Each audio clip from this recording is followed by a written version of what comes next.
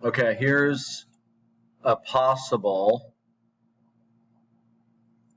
final 3D rendering of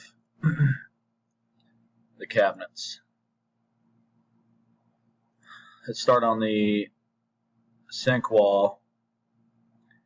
Apron sink, if you could give me the height and the width of that sink. Panel for the, this layout should be good. The panel for the dishwasher, this false drawer, the bottom of the beam's at 83, so the top of this cabinet will be about an inch below it. And the crown molding will be at the top of this cabinet and be to the bottom of the beam. The Lazy Susan here. As far as the toe kick, the notes I took, this red line here represents the toe kick. So that works. This wall is, or this end cabinet is 2.5 inches wider because of the step back here in the wall. Now, one thing to consider, figure out what you want to do on these bookcase cabs here.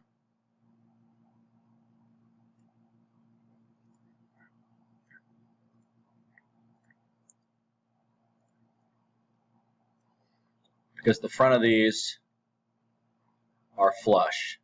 That's sunk into the wall. That's why you don't see that left side. There's no toe kick on the front. The right side comes down, but we have a toe kick here, but no toe kick on the side. This could just terminate into that tile, or we notch the tile out. You're going to supply the glass. The bottom, the top of this cabinet is an inch below that beam.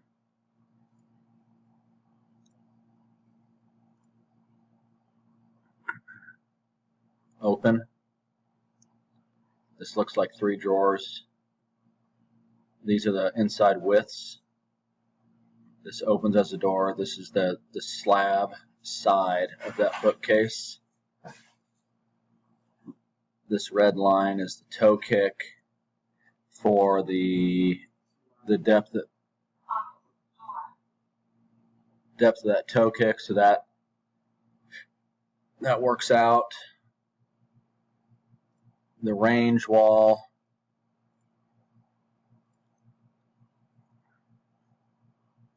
I have this 60-inch opening and then a 40-inch section of tile that goes straight back. That's tiled. So this 23.5 plus the depth of this cabinet of 10 is the width of that opening and floor. Same thing here. If the left side of that cabinet is going to the floor, I'm sure you can see that in the 3D rendering.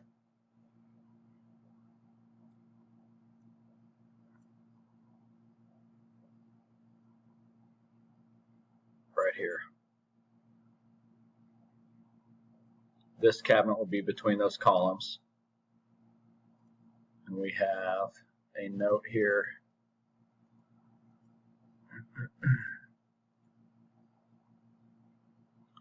Eight-inch tall corbels, 12-inch above the countertop. The countertop is going to be at 36. That's the current height of the cabinet plus the 3/4 inch countertop. 20 inches plus 36. That puts that at 56. Model number for the blind corner unit. And then the last wall.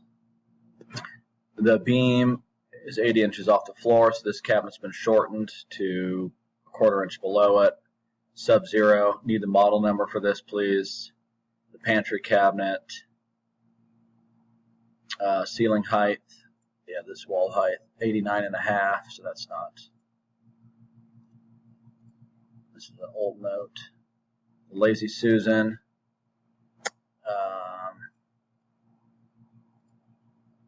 And then this cabinet, because we've got 51 from the inside of the beam to the corner, but the cabinet's going to overhang a couple inches beyond the beam.